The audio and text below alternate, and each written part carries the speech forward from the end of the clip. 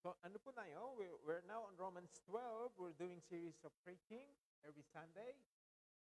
So the Sunday before in Sydney, we talked about um, blessing those who persecute us. That was on verse 14.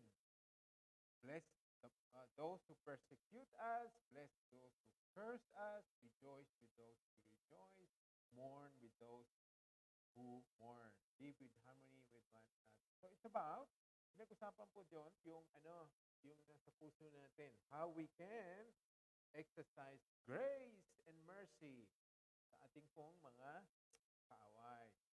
Galit sa atin. And that is what's going to be continued this morning. So natin po tayo sa verse 17. 17 to 21. We'll try to uh, exhort on that. Okay. We'll read that. 17 to 21. Do not repay anyone evil for evil. Be careful to do what is right in the eyes of everybody. If it is possible, as far as it depends on you, live at peace with everyone. Do not take revenge, my friends, but leave room for God's wrath. For it is written, it is mine to avenge, I will repay, says the Lord. On the contrary, if your enemy is hungry, feed him. If he is thirsty, give him something to drink. In doing this, you will heap burning coals on his head. Do not overcome evil. Do not overcome by evil, but overcome evil with good. How challenging these verses are. Ito po, ang mga verses na pag-usapan natin ngayon, expound natin at talakayin natin, they are challenging. It's going to be challenging for everyone, especially for Christians. Romans was written to the believers in the city of Rome. They are believers now, but they have to be reminded by Paul, who was pastoring them at the time, to live in such a unique way. Hindi kamukha ng mga tao nun sa mundo. Hindi kamukha ng mga citizens nun. Ang citizens nun, ang batas ang nangunguna. Pag ikaw ay naargabyado, tumawag ka, i-demanda mo, pakulong natin, or gumanti ka. That's the rule at the time. So you do not need to be angry, you do not need to be to remain a victim forever. Sabi nila, gumanti ka na lang. Kaya nga meron silang mahigpit ang mga batas doon. Pero ngayon, sa umagang ito, papag-usapan natin ang kabaligtaran sa inuutos ng gobyerno noon, sa inuutos ng gobyerno na umiiral noon. Do not repay evil for evil. Be careful to do what is right in the eyes of everyone. So, himayin po natin verse 17. Do not repay anyone evil for evil. Be careful to do what is right in the eyes of everyone. So, ang ano po, ang tatalakayin natin ngayon ay paano aakto, paano kikilos, paano gagalaw ang mga Kristiyano pagka sila naging biktima, pagka mayroong karahasang ginawa sa kanila, pagka sila ay pinerwisyo. Ang utos ng Biblia ay huwag kang gumante ng kasamaan sa kasamaan. So, hindi ibig sabihin, magpikit mata tayo sa evil, sa mga kasamaan, sa mga krimen. Hindi ibig sabihin, huwag na tayong kumilos, huwag na tayong gumalaw. Ang sinabi po, kung i-examine niyo, huwag niyong gagantihan ang masama ng kasamaan. So, pwede mong gantihan ang kasamaan ng mabuti. Kasi ang pinagbabawala, huwag mong gagantihan, huwag mong tatapatan ang kasamaan, masama na. Okay? At ito ay kailangan mong gawin sa harap ng iba. Kaya nga, ang sabi, be careful to do what is right in the eyes of everyone. You have to show that Christians are different. Marami tayong kaibahan sa mundong ito. Marami tayong hindi katulad nila. One of those things is, paano natin minamanage ang anger? Paano natin hinahawakan ang pagtitimpi, ang galit, ang kapihan, ang kasamaang ginawa sa atin? Ang Kristiyano po ay iba. Hindi ganon. Hindi naman ibig sabihin na pabayaan natin silang apihin tayo ng apihin. We do not tolerate evil. We do not tolerate sin. There are ways in doing that, and the Bible has given us so many precepts, so many guidelines in handling offenses. Pero dito sabi, be careful to do what is right in the eyes of everyone. Lalo na po sa mundo, sa mata ng mundo. Hindi sinasabing maging ano lang tayo, maging mabait tayo sa loob ng church, magpasensya tayo. The scripture is telling us, look at this po, everyone. So believers and unbelievers, church and unchurched people, kailangan makita nila tayo na kaiba tayo sa pagganti.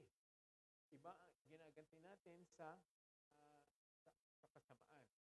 If we look at Proverbs 20:22, do not say, I will repay evil.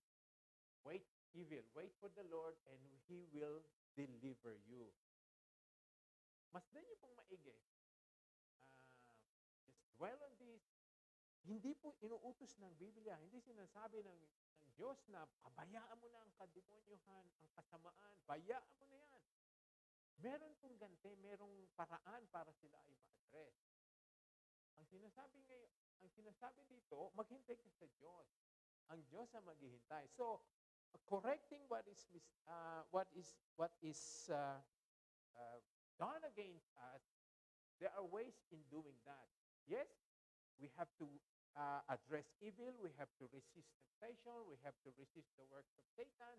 Pero mga sinasabi sa atin ay yung paraan natin ng pagganti, yung pagbabalik. Paano natin binabalik? Ang sabi dito, wait for the Lord. Ang sabi nga, do not say, huwag mo sabihin kahit hindi mo nga ginagawa eh. Huwag sabihin, gaganti ako sa Kanya. Bahala ako sa Kanya. Itatayo ko ang katarungan, itatayo ko ang kais ko against sa Kanyang sinira. Sabi nung, kahit sabihin mo, wag eh. Do not even say that. Wait for the Lord. More so in doing that. Kung sinasabi ng Biblia, huwag mong isipin, huwag mong sabihin, paano pa lalo kung ginawa natin? So the scripture is telling us completely opposite to what the world is teaching us. The world is teaching us po, lahat po ay pagganti, get even, i-demanda mo siya, kunin mo ang magdemanda ka, kunin mo ang mga nararapat sa kanya, kunin mo ang property niya para ikaw ay maging patas.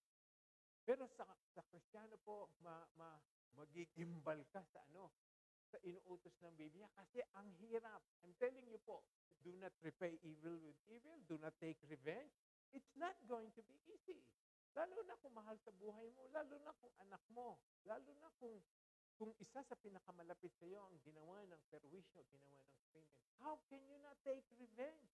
How can you not repay what they have done against us? Kaya nga po, the scripture is telling us the truth, challenging commands of the Lord. They are not pakiusap. Lagi ko pang sinasabi, ang utos ng Panginoon, hindi tayo pinapakiusapan. Tayo po ay God is demanding complete obedience, complete compliance. Do not say, hindi sinabing, can you please not repay evil? Or may I suggest for you, think about it. Think about not doing evil. Think about not avenging what's done against you. The Bible is very clear. Do not. Do not. Do not. Natin ibig sabihin, wag. Wala tayong option. Walang paghahati nung sinabi. Hindi natin pwede sabihin 50%, saka na lang. I-delay ko na lang ang pagsunod. Hindi. Complete obedience now. Do not repay evil. Wait for the Lord. Kaya nga, kung titignan natin yung Proverbs 20:22, meron pa rin merong motivation sa atin not to take revenge. Hindi tayo gumante, hindi kagad gumalit. Kasi ayan po, magalit. Kasi ang sabi ng Proverbs, ang pangako niya, He will deliver you. He will deliver you from committing a crime against, in repayment to the crime done against you. So meron pong ang bahala ang Panginoon sa mga kasamaang ginawa laban sa atin, personally against us. He will repay. He will deliver you from that situation. So kailangan po natin wait for the Lord. Paano naman po yung wait for the Lord? Well, it involves prayer. It involves determination, discipline. It involves surrender. Surrendering our anger, our feelings, our emotions sa Panginoon. And read the Scripture. Hindi naman sinasabi, wait for the Lord. If you do not see any act from heaven against that person, do something. No, waiting for the Lord is handing unto God. Ibibigay mo na sa Kanya yung galit mo. Okay? So, anuhin po tayo, huwag po tayong mag-deceive. Sinasabi nila, wait for the Lord. Ibig sabihin, maghintay ka lang ng ilang linggo. Pagpasensyahan mo na siya. Pag walang nangyari, take matters into your hand. Ang paghintay po sa Panginoon ay ang pagbibigay sa Kanya ng lahat-lahat. Papaubaya natin sa Kanya ang mga bagay na hindi natin kaya o kaya man natin, ay dapat gawin. Ngayon, ang sabi po sa verse 18, if it is possible, as far as it depends on you. Ito po, very interesting in scripture na ito. If it is possible, kung posible pa. Kung posible ba at nakadepende sa iyo. Okay. So, ang pag-aaway, ang failure ng reconciliation, failure na magkaroon ng kapayapaan, ay hindi dapat mawasak yun, masira yun, na ikaw ang dahilan. Kaya ang sinabi, as far as it depends on you. So, ang pag-aaway, hindi dapat nakadepende sa'yo. Ang hindi pagkakasundo ay hindi dapat nakadepende sa'yo. Ang paglala ng sitwasyon ay hindi nakadepende sa'yo.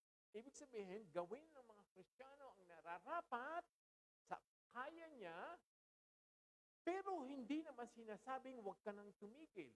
O sa'yo ang failure, ikaw ang fault pagka hindi kayo nagkasundo. Pagka ang isang tao ay hindi nagsisi. Pagka ang isang tao ay hindi bumalik sa Panginoon. Pagka isang tao ay hindi nakilala ang kanyang pagkakasala. Kaya ang sabi, if it's possible, meron po pagkakataon talaga na kahit ginawa na natin, ang tao ay hindi nagsisi. Hindi siya nagbago. Hindi niya inamin. Hindi siya nakipagsundo sa iyo. Hindi siya tumanggap ng, hindi siya humingi ng kapatawaran. Hindi niya inayos sa mga bagay. Nire-recognize po ng Bible na posible yon. Kaya nga, if it's possible, hindi sinasabing lahat ng sitwasyon ay wala ka nang gawin o ano mo na lang, maghintay ka na lang sa Panginoon. Meron po tayong binibigay ng mga paraan para hindi natin po ma-violate ang inuutos ng Scripture na do not take revenge. Kaya po, meron naman tayong mga batas. Hindi po nangangahulugan na talagang ang pagkantao ay napakasama ng ginawa. Wala na tayong gagawin. Kaya nga po, tinatag ng Diyos ang gobyerno, ang mga authority. Ano sabi po? So there will be peace in the land. Hindi pinagbabawal po na humingi tayo ng tulong sa ganyan. Yun lang pong, yung intensyon, yung galit, yung puot, ang ina-address ng Bible na wag mo kagad ibabato, palalabas. Kaya nga sabi, na-recognize na may mga posibleng mga tao na in their evil ways, they will remain evil. They will remain unrepentant. They will remain far from God. Talaga itong, di ba, nakikita naman natin. Kaya nga, ang gagawin lang natin, lahat ng mga posible, lahat ng mga paraan, our best effort, ay nakaya natin, depending on us, live at peace with everyone. But despite our best effort, we have to recognize there won't be peace in the land through our own effort, through our own skill. Kaya nga babalik ang Panginoon one day to restore the perfection in this world. And that is complete peace.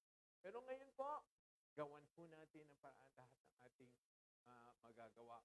And do not be guilty. Do not be condemned. Do not be wrongly accuse yourself. O you're a failure, hindi ka Kristiyano, hindi mo sinunod ang Biblia, kasi hindi siya nagbago. Nagpakasama pa siya. Ayaw niya magsisi. Kaya nga, tignan po natin kung posible pa. Kung meron ka pang paraang magagawa. At ang pag-aaway ay hindi ikaw ang dahilan. Kaya po, ang ganda po ng sinasabi ng Biblia sa atin na hindi naman tayo utusan kagad ng blank command lang. Gawin mo ito ang kailangan makita, ito ang kailangan mangyari. Bible po, in the wisdom of God, has given us precepts, promises, and commands, but there are underlying logic, there are underlying wisdom from God reflected through the Scripture. Kaya yun po ang isang challenge sa atin. Okay. Kailangan po, kahit ikaw na ang naperwisyo, sometimes you have to initiate reconciliation. You have to initiate a conversation or attempt with that person for that person to change, to be reconciled. Di ba? Bakit po kailangan gawin natin yon? Because you are made in the image of God. We are made in the image of God. Nung nagkakagulo ang mundo, nung napakasama ng mundo, nung lumayo ang tao sa Diyos, noong kinalaban ng tao ang Diyos, sino ang unang gumawa ng hakbang? Hindi ang tao, ang Diyos. Siya ang gumawa ng paraan para magkasundo so that man can be reconciled to God. Siya ang nagpadala ng kanyang anak. Siya ang gumawa ng plano ng salvation. Siya ang gumawa lahat ng hakbang from beginning to end. Bakit hindi natin gagawin yun? Kung yung Diyos na nagawa, He's so perfect na siya ay talagang kinalaban ng mga tao, pero sa kanyang pagmamahal ay nagawa pa rin niya. So yun po ang nagre-reflect sa atin, the image of God, when we are doing what the Scripture is telling us. Ngayon po, ang sabi sa Matthew 10:34-36, do not suppose that I have come to bring peace to the earth. Ito po ang sinasabi ko. Hindi naman po sinasabi na you do not stand for the truth, you do not speak against evil, you do not preach against sin. Hindi po sinasabi yung manahimik tayo. Kasi kung sasabihin natin, do not repay evil with evil, wait on the Lord. Kailangan po, kung kailangan manindigan tayo, sabihin natin, masama yung ginagawa mo. Yan, kailangan magsisi ka na. Kailangan ipangaral natin, ituro natin, pag-usapan sa mga Bible study. Kasi po, hindi nangangahulugan inuutos ng Diyos na kapayapaan ay kailangang umiral. Magaling sa iyo ang kapayapaan. Na ikaw ay manahimik, that is tolerating. Pagka hindi ka, if you do not speak against evil, you are an accomplice. Kasi sinabi ng Biblia, we speak against injustices, we speak, we preach, and proclaim the righteousness of God. We preach repentance, di ba? Kailangan ipangaral natin, hamunin natin sila na sila ay magsisi. Kasi po, itong sinasabi. Si Jesus Christ, ang sabi niya, do not suppose that I have come to bring peace to the earth. No. Ang sabi niya, I did not come to bring peace, but a sword. Hirap itong verse na to. I have come to turn a man against his father, a daughter against his mother, a daughter-in-law against her mother-in-law. A man's enemies will be the members of his own household. Kung babasahin niyo po ito, dumating si Jesus para halugugin, pag-away-awayin ang pamilya, pag-away-awayin magkaroon ng away doon sa tahanan. Yes! Pero anuhin natin, alamin nating maigi kung yun ba talaga ang purpose ng Panginoon na mag-away-away ang mag-aama, ang magpamilya. Ganito po ang sinasabi ni Jesus. Ang sabi niya, bago po ito niya sinabi, kung mas mahal mo ang kahit sinong tao kaysa sa akin, kung mas higit ang pagmamahal mo sa kanila kaysa sa akin, you're not worthy. Okay, you're not worthy to follow me. Ang ibig pong sabihin niyan, darating po ang pagkakataon kahit ang pamilya mo ay lalaban against your faith, against your belief, against the Scripture. Kung dumating man yung pagkakataon na yon, na kailangan mo na silang iwanan, na kailangan sumalungat ka na sa kanila dahil ayaw na nila sa iyo, dahil sa iyong pananampalataya, galit sila sa iyo dahil sa Jesus ay nasa puso mo, so dadating po ang pagkakataon, the father will be against the son. The mother will be against the daughter or the daughter-in-law against the mother-in-law. Ibig kong sabihin yon, ganun po, tanggapin na natin. Kung ang pamilya natin ay makakalaban natin dahil sa pananampalataya natin, then so be it. Ito po sinasabi ng Scripture kasi nga, kung si Jesus ay kalahati lamang ang pag-ibig mo sa Kanya hanggang kapayapaan ang natatanggap mo sa kaibigan mo, sa pamilya mo, then ibigin mo siya. E paano pag galit na sa iyo ang tatay mo? Paano pag galit na sa iyo ang asawa mo? Paano kung ayaw na sa iyo ng anak mo dahil ikaw ay Kristiyano? Ayaw na sa iyo ng kapatid mo dahil ikaw ay nagbabasa ng Biblia. Ang sabi, so be it. Ano yung sinasabi ng Biblia? Darating po yon. Hindi dahil pag-aawayin lang tayo nang wala. Kung hindi po yung ating pong pananampalataya kay Jesus, hindi dapat masalungat, mabawasan, mahati, kahit ng pinakamalapit sa buhay natin. Siyempre po, ang pagdadasal natin ay ang mga mahal sa buhay natin ay magkaroon din ng mga katulad ng pananampalataya natin na makita nila ang Ebanghelyo. Pero wag po kayong mag-alala kung dumating po ang pagkakataon that your son-in-law will be against you, your daughter-in-law will be against you, your own father, your own mother. Hindi naman po sinasabi na itakwil na natin sila, i-disown. Ang sabi dito, magkakaroon lang po ng hidwaan. Kung ikaw talaga ay matatag sa iyong pananampalataya kay Jesus, walang hahadlang sa pananampalataya ngayon. Hindi mapapawasan 10%, 5% na kahit sinong tao, kahit po loved ones natin. Yun po ang sinasabi, ang hinahanap sa atin ni Kristo. Matindi po ang sinasabi niya sa atin, ang nire-require niya sa atin. Ang sabi niya, follow me, follow me. Follow me when it's sweet, follow me when it's comfortable, follow me when everything is fine. No, ang sabi niya, iwanan mo silang lahat.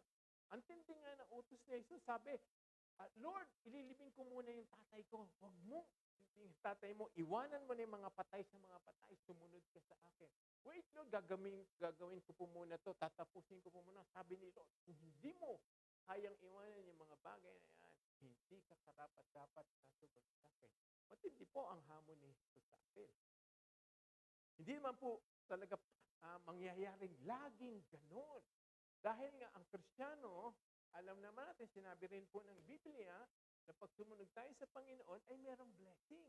Kaya nga po yung mga kahirapan na yun, minsan pag talagang gusto mong sumunod sa Panginoon, gusto mo maging Kristiyano, minsan yun na-overwhelm na rin.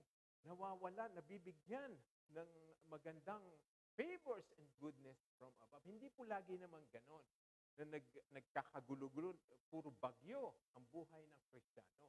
Meron po talagang pagkakataon na hahamunin ka sa iyong pananampalataya. Pero ang sinasabi po ng Scripture, do not, wag mong asahan lagi na may peace sa bahay kung ayaw nila sa iyo dahil ikaw ay nasa Jesus. Kung ayaw nila sa iyo dahil ikaw ay Kristiyano na. Okay? Sabi po, do not take revenge, my dear friend. Sabi ni Pablo. It's interesting po, inuutusan tayo ng matinding utos, yung napakalaking challenge sa buhay natin. Pero ang tawag niya ni Paul sa atin, dear friend. Sinasabi, oh my beloved. Parang sinasabi, wag kang magimbal masyado dahil nandito kami. Kasama mo kami, kasama mo ang Diyos. So you are still beloved. You are still friends of God. Kahit po matindi ang sinasabi sa atin. Yun po ay motivation sa atin na hindi tayo nag-iisa makikibaka sa mga diyan sa mundong yon. Mahal tayo. Kaya nga, niremind tayo ni Paul dito sa Romans, dinagdag niya, my dear friends, mahal ko kayo. Ipagdadasal ko kayo. Kasama niyo ako sa inyong paglakad sa mga tatahakin niyo na matindi. But leave room for God's wrath. For it is written, it is mine to avenge, I will repay, says the Lord. Do not take revenge, my dear friends. Ayan po, kung hihinto tayo doon, parang ang bigat talaga. Lord, hindi ako gaganti. Ang tindi nung ginawa sa akin. Hindi ko alam paano ko mapapatawad yon. Hindi ko alam paano ko makakalimutan. Kasi kung hihinto ka lang sa do not take revenge, talagang ang hirap nga. Kaya nga po, ang scripture, hindi naman sinabi doon. Tignan niyo po, hindi naman huminto doon. Hindi sinabing to not take revenge and then period. Ang sabi, leave room for God's wrath. For it is written, it is mine to avenge, I will repay. So, merong pagganti, merong pagtama, merong justice. Hindi, ang sinasabi lang dito, huwag manggaling sa'yo. Bayaan mong Diyos ang gumanti. Kasi nga, it is mine to avenge. I will repay. So, yung ginawa sa atin, hindi na tayo gumanti, pero meron pa rin siyang, may consequence siyang tatanggapin. Ang mas matindi, hindi sa atin. Galing pa sa Diyos. Ang laki ng Diyos, kung yung magagawa natin sa Kanya ay kapiting lamang. Kung ang Diyos ang gagawa ng pagtatama sa Kanya. Kasi ang sabi po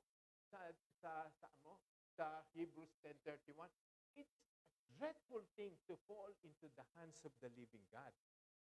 Kung yung kalaban natin ay nahawak ng kamay natin, ikumpara mo yon sa kamay ng Diyos. Sabi, dreadful thing. Nakakatakot, nakakagimbal. Ang parusang tatanggapin nila kung sa Diyos manggagaling po. Kaya yun po ang consideration dito. Merong pagtatama, merong justice, merong consequences, merong repayment, merong restitution. Kaya nga sabi, I will repay. Ako ang kukuha ng kabayarang nararapat kunin sa Kanya. Sino po ang nagsabi noon? Says the Lord. Leave room for God's wrath. Ang wrath po, according po sa Greek, ay hindi lamang yung galit, hindi lamang yung nanggigigil ka. Yung wrath of God is, ang hirap i-describe, yung kakimbal-gimbal, natatakot ka talaga.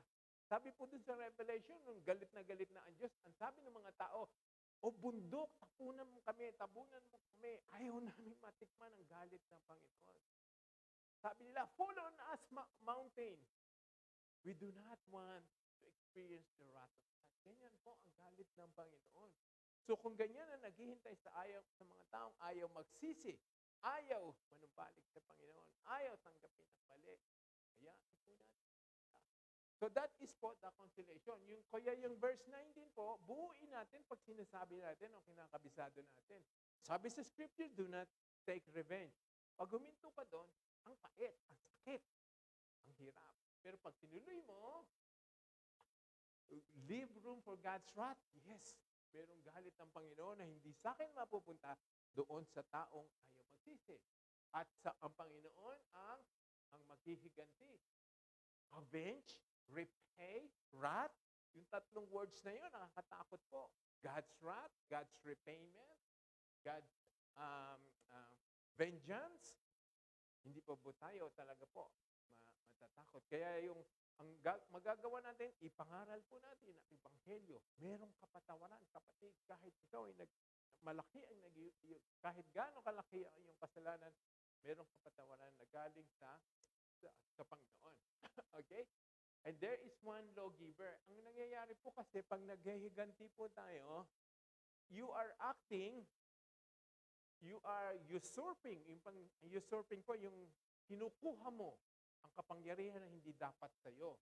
You are usurping God. Ibig sabihin, tumatayo ka sa katayuan ng Diyos na parang ikaw ang Diyos.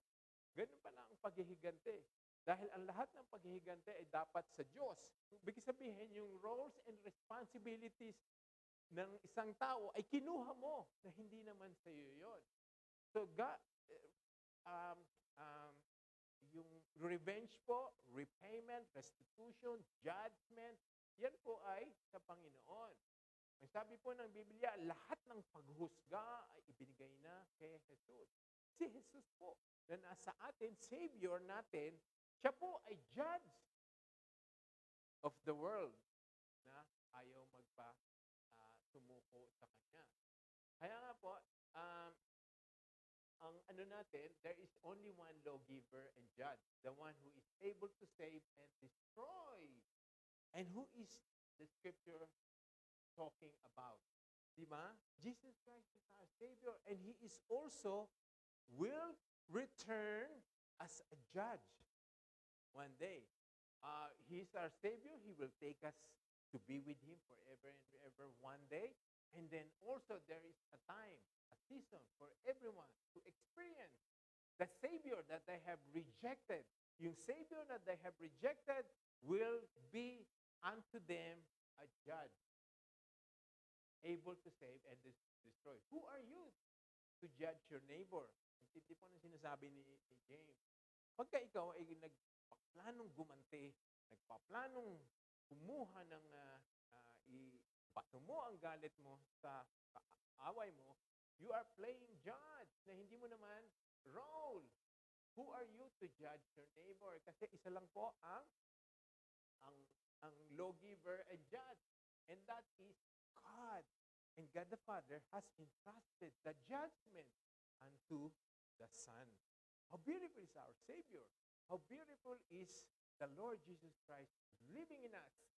Pinagsisilbihan natin, pinaglilingkuran natin, siya po ay nakakatakot sa mga nag-reject sa Kanya.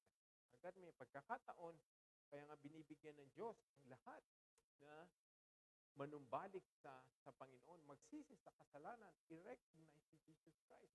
Because akala natin po, ang patience ng Panginoon is forever. No, mahaba ang pasensya ng Panginoon. But one day po, ang extent ng kamay ng Panginoon ay sa buong mundo. Hinihintay niya na manumbalik ang tao sa Kanya. But one day po, the hands of God will fall. Hindi po mananatiling nag-iimbita ang Panginoon. One day po, ire-require niya lahat na humarap sa Kanya para hanggahan. Nakakatakot po ang wala sa Panginoon. But for us, what we are experiencing, expecting, waiting on, our hope, the peace of God, our full redemption. Kaya po, yun ang hinihintay natin. Maganda ang hinihintay ng mga Kristiyano. Napaka-glorious, glorious hope sa atin. Sa mundo po, there is only one lawgiver and judge. Kung yan po ang nakikita natin, then halos po na-address na-overwhelm na yung galit natin, yung puot natin, yung desire natin na maghigante. Kasi alam natin na ang Panginoon ang maghihiganti para sa atin. Okay? It's a dreadful thing to fall into the hands of God.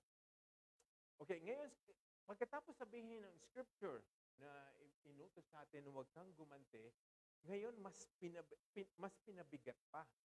Huwag ka na nga gumante, which is against the culture of the world, ito pa ang pinapagawa, dinagdagan. Talaga, it's more challenging ngayon. Sabi, if your enemy is hungry, feed him. If he is thirsty, give him something to drink. Bakit sinabi ng Scripture na yung pagkain at inumin? Bakit hindi nang sinabi, if your enemy is hungry, give him something else? Ang pagkain po kasi at inumin na sinasabi dito, yun po ang pinaka-basic needs ng tao, di ba? Hindi tayo mabubuhay na walang pagkain, na walang inumin. Hindi tayo mabubuhay, kaya nga kailangan natin yun.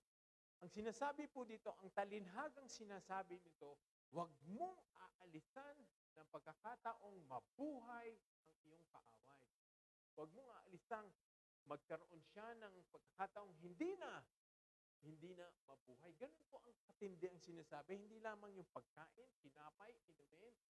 Ibig sabihin, kung meron siyang kailangan para siya ay manatiling mabuhay dito sa mundong ito o magtagal sa mundong ito, beneficial sa mundong ito, gawin mo. Kung may magagawa ka, tulungan mo siya magkaroon ng trabaho. Kung kailangan niya ng tulong, tulungan mo. Kung kailangan niya ng kasama, samahan mo. Kung kailangan niya ng anumang bagay. Kaya po yung sinasabing food and drink, yun po ay marami ang napapaloob. Yung mga basic na kailangan niya ay kaya nating ibigay. On the contrary, ibig sabihin sa kabaligtaran, imbis na paghihigante, gawan mo siya ng mga bagay para manatili kanyang buhay. Lalo na po kung kikilitis natin natin ang kanyang buhay, kung aalisan natin kung papatayin natin yung taong yon, yun ang basic need niya, sinasabi sa atin ng Diyos, ibigay mo sa kanya. Lalo pa kung aalisin mo, pag paplanuhin mo ang napakasama ang taong yun para siya ay mawala na sa mundong ito. Sabi dito, in doing this, you will heap burning coals on his head. Malalim po ang sinasabi nito. Ano yung ibig sabihin po pagka ang isang tao ay ginawa mo ng kabutihan na hindi naman nararapat sa kanya, hindi naman, is not worthy to receive na benefit from you, para ka daw merong nagbabagang na mga uling sa lalagyan na nakapatong sa ulo niya. Noon po kasi nung panahon na yon, ang isa pong sign na ang isang tao ay nagsisisi na, siya po ay lalakad sa mga kalye na meron siyang nagbabagang mga uling na dala-dala niya sa ulo niya na sa isang sisidlan. Yun po, nung lumalakad sila, yun po ang expression nila na nagsisisi na sila. Na-recognize nila yung kasamaang ginawa nila. Kaya ang sinasabi, pagka ginawan mo siya ng kabutihan, yung taong yon ay you would cause that person to repent. Yun po ang malinaw na sinasabi. You will heap burning coals on his head. Diba? So, ang pag-iwas pala, pag-alis ng desire natin ng paghihigante ay would cause that person na siya po ay magsisi. Parang meron siyang uling sa kanyang ulo. Which is the culture at the time to express repentance and remorse. So, meron pong benepisyo. Merong sinasabi sa atin na utos ng Diyos, ayaw ng Diyos, kasi ang Diyos ang gagawa nun. At ang pang-apat po, ang sinasabi sa atin, huwag mong gawin yon, ito ang gawin. Ito ang gawin mo. Pareho pong very challenging, mas lalong luminaw po sa atin. Kasi nga, hindi ka na nga gagante. Gagawan mo pa ng kabutihan. Ang hirap po, ang tindi. But with God's presence in us, God's love in us, presensya po ng Holy Spirit, the Word of God, ang mga kapatiran, magagawa po. Kasi hindi naman sinasabi ng Biblia na hindi naman ipapagawa ng Biblia isang bagay na imposible nating gawin. Mahirap gawin, pero posible po. Okay? Kaya nga, love your enemies. Sabi sa Luke 6:27-36, do good to those who hate you, bless those who curse you, pray for those who mistreat you, to the one who strikes you on one cheek, offer the other also. Ito po, halos binanggit na yung tatlong grupo ng tao na pwedeng umatake sa'yo, kumalaban sa'yo. Ang sabi, those who hate you, those who curse you, and those who mistreat you. Yung tatlong klase yung tatlong grupo ng tao ngayon na pwedeng maging kalaban mo, talagang matindi ang galit mo. Sabi, love them, bless them, and pray for them. Ibigin, gawan ng kabutihan, at ipagdasal. And to the one who strikes you on one cheek after the others, ibig sabihin, handa kang tanggapin ang malulupit na ginawa sa iyo, at handa kang tumanggap pa ng mas matindi doon, ng walang pag-aanilangan, walang desire for revenge. Ang pangangaral po ngayong umagang ito ay hindi ko sinasabing madali. Hindi ko sinasabing paglabas ng pinto niyo po yun. Mawawala na po sa inyo ang revenge. Mawawala na sa inyo ang desire to get even. Hindi po madali ito. That's why we need to pray for God's wisdom. For one po, and God's strength, and God's presence in us. So, kahit po mahirap, challenging, we can do it. Pero inuutos po kasi sa atin Inuutos sa atin kung ito po ang prinsipyo ng mundong ito, which is hindi naman po talaga. Not even 1% nito ay sinusunod ng mundo ng mga hindi mananampalataya. Pero kung ito po ang iiran, ang laki po ng nagagawa nating kapayapaan. Ang laki na meron tayong mga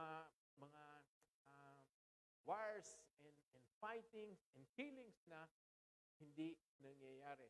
Pero sa atin po, yan po ay umiiral na dapat. Kung hindi magawa ng mundong yon, dapat ang mga Kristiyano na ay ginagawa na ang challenging na mga utos na ito. And lastly po, do not overcome by evil, but overcome evil with good. Parang po, isa-summarize natin yung ating pong mga pinapag-usapan kanina, yung, yung mga scriptures na binasa natin. That is one way of overcoming evil by doing what is good. Okay? Ngayon po, ito po ang reflective question, challenge sa inyo po. Nung si Jesus po ay nakapako sa krus, nandoon na siya. Ang sabi nga po dun sa scripture, hinahamon siya. Why don't you ask legions of angels to come and just wipe all these enemies? Kaya nang gawin yun. Kaya gawin ng Jesus yun. Kaya gawin ng God the Father yun. Pero hindi nila ginawa.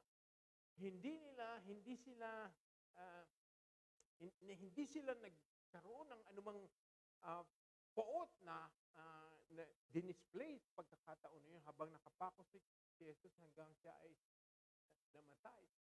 Ang sinabi pa, ang pinangaral pa sa krus, ang na-highlight pa doon, ang sabi niya, Father, forgive them, for they do not know what they're doing. So, ito po ang challenge sa atin. To win. Inaalis natin ang paghihiganti. Inaalis natin ang galit. Inaalis natin ang plano na to get even. You are displaying in yourself the sin of Calvary. Parang we're replaying what's happening in Calvary. We're expressing the gospel. We are highlighting the beautiful picture of grace. Ganun po ang nangyayari. Simple lang po yan. Tuwing inaalis natin ang paghihiganti. Kasi ang Diyos, meron siyang pagkakataon, He's rightful to take avenge against the injustices, against the disobedience na tinanggap ng Panginoon, pero hindi niya ginawa. So, ang mga tao, ting magtitimpe ng galit, ting magpipigil na gumante, siya po ay nag-express ng beautiful sin of Calvary. When God withheld His wrath, withheld His justice. So, ganun po ang nagre-reflect sa atin.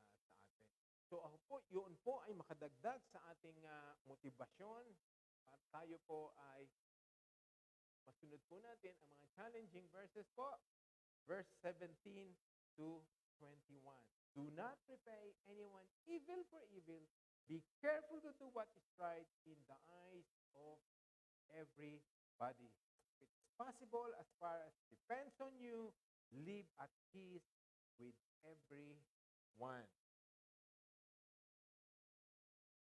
Kaya nga po ang kapayapaan ng mga Kristiyano ay siya po ang nag-i-initiate. Tayo po ang mag-i-initiate, tayo po ang mag-i-instigate, tayo ang mag-uumpisa, tayo ang magpaplano. Kaya nga it's completely as far as it's completely dependent on you. Live at peace with everyone. So ang kapayapaan ng mundo ay darating lang sa kanila kung maghihintay sila. Pag walang dumating, wala na silang gagawin. Pero sa mga Kristiyano po, pag hindi dumating ang kapayapaan, tayo ang gumawa ng paraan para magkaroon ng peace. Tayo ang mag-initiate. Kung ayaw makipag-usap sa atin, agabyado na po kami. Kami po ang naapi. Kami pa ang lalapit. Kami pa ang hahanap ng paraan para magkaroon ng reconciliation. Kami pa po ang magpapakumbaba.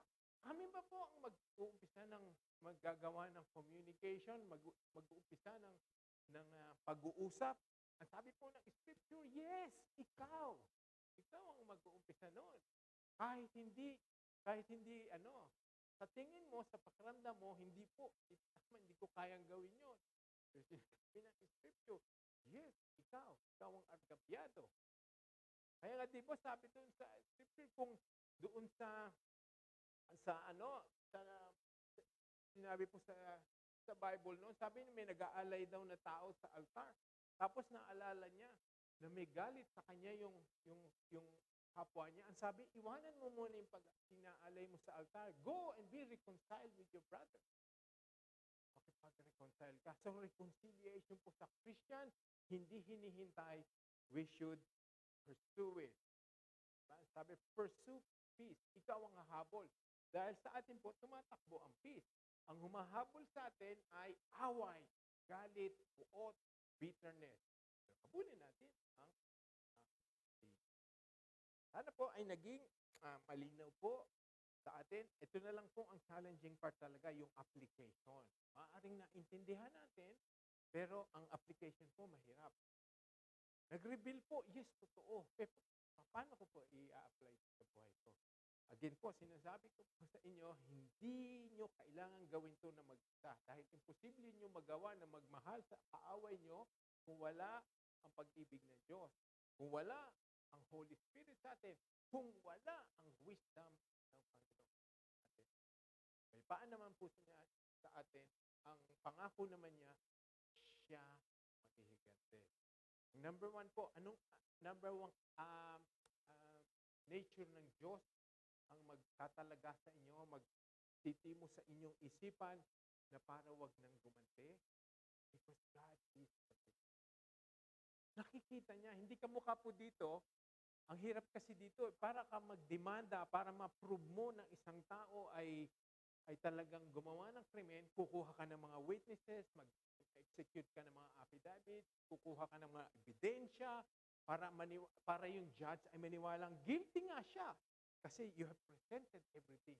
Pero sa Diyos po, wala ka nang gagawin. Wala ka nang ebidensya nga hanapin. Wala ka nang mga witnesses na hihikayatin kasi nakita niya. God is omniscient. He knows everything. So lahat na nangyari sa iyo ay nakita na ng Diyos. So with that, yung isang karakter ng Diyos ay magtalagang tutulungan tayo na sabihin, Lord, ikaw na po ang kapal. Binibigay ko po sa iyo ang aking desire na maghigante because you are God who sees, hears, and knows everything. Let's pray. Thank you, Lord, for giving us powerful, Lord, powerful and challenging verses from Romans 12. We know, God, that these are precepts, commands, and you demand obedience, Lord. And thank you that you are not leaving us at that stage. Lord, you've given us promises. You've given us ways. You've given us weapons and tools. And all the things that we need so that we can overcome the evil of revenge. So that we can overcome, Lord, injustices. We can overcome our emotions, our feelings to get even. Thank you, Lord, for the promises of the Scripture. Thank you that with the truth you have imparted in us, that revenge is yours. Repayment, demanding repayment is yours. Lahat po ito ay nakikita mo. And one day, Lord, you make everything right. You will make every wrongdoing right. Ikaw po ang magwawasto ng lahat ng bagay. What we pray from you, God, is to instill in our heart grace, mercy, forgiveness. That is descending from the heart of our Lord Savior Jesus Christ, who will hang on the cross, and instead of vengeance and things against the world, he simply said, Father, forgive them. Do not know what they are doing. Thank you, Lord, that we can reflect in our hearts the mercy, passion, love of Jesus Christ, who is now reigning in our hearts. And we have the Holy Spirit convicting us, helping us, making things clear to us. And we have the loving Father who is guiding each and every step. Thank you, Lord. I ask for the worship team.